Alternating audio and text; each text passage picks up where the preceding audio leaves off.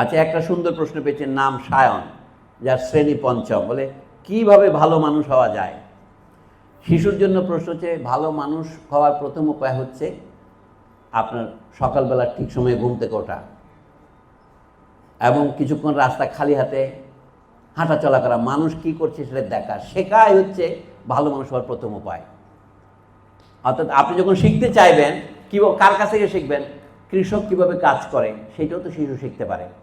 আমাদের দেশে এখন কাছে স্কুলে যাওয়ার পর শিশুর মনে এমন একটা মেন্টালি দেওয়া হয়, আমাদের গুরু মহাত্মা আহমদ ছফা বলতেন, বড় বড় বিদ্যালয়ে ছেলেমেয়েরা শুধু অহংকারটাই শিক্ষা করে, আসল শিক্ষা তেমন লাভ করে না। আমি অমুক বিদ্যালয়ে পড়ি, আমি ক্যারেক্ট করি, তাকে গাউন পরিয়ে দেওয়া হয়, একটা ইউনিফর্ম পরিয়ে দেওয়া হয়।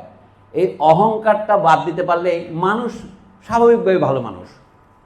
দুইটা ফিলোসফিক্যাল থিওরি আছে যে মানুষ স্বাভাবিকভাবে শয়তান, তাকে পিটিয়ে ভালো মানুষ করতে হয়। আজকে পঞ্চগড়ের সবাই একজন শিক্ষক আমাকে জিজ্ঞাসা করেন, আমাদেরকে আইনে নিষিদ্ধ করা হয়েছে ছাত্রদের পিটানো যাবে না, তাহলে ছাত্রদের শিক্ষিত করবো কীভাবে? তাহলে আপনাকে যদি পিটাতে না হয়, সেভাবে শিক্ষিত করলে আপনার পিটাতে হবে না। শিশুর কোনটা ভালো লাগে কোনটা ভালো লাগে না সেটা বোঝার ক্ষমতা শিক্ষকের থাকা দরকার।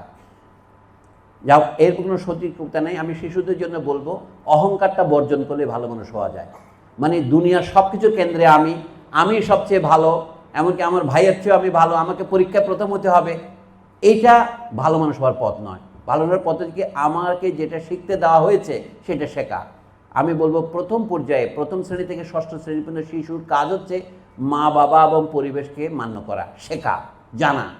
বিশ্বজুড়ে পাঠশালা মোর, সবার আমি ছাত্র, মানে সবার কাছে শিক্ষা দিবার আত্র, এটা হচ্ছে শিশুর মন্ত্র হওয়া উচিত। তারপরে শিশু যখন বড় হতে থাকে তখন তার নিজের মতো করে আবিষ্কার করবে। আমি বলেছি, শিশু কী করে জানে পৃথিবী সূর্যের চারদিকে ঘুরছে? এখানে তাকে ব্যবহার করতে হয় তার যুক্তিবিদ্যা।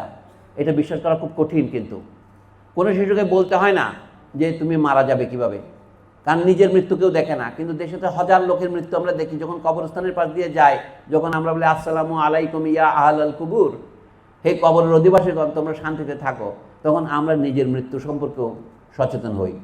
এটা তো শিক্ষাক্ষেত্র।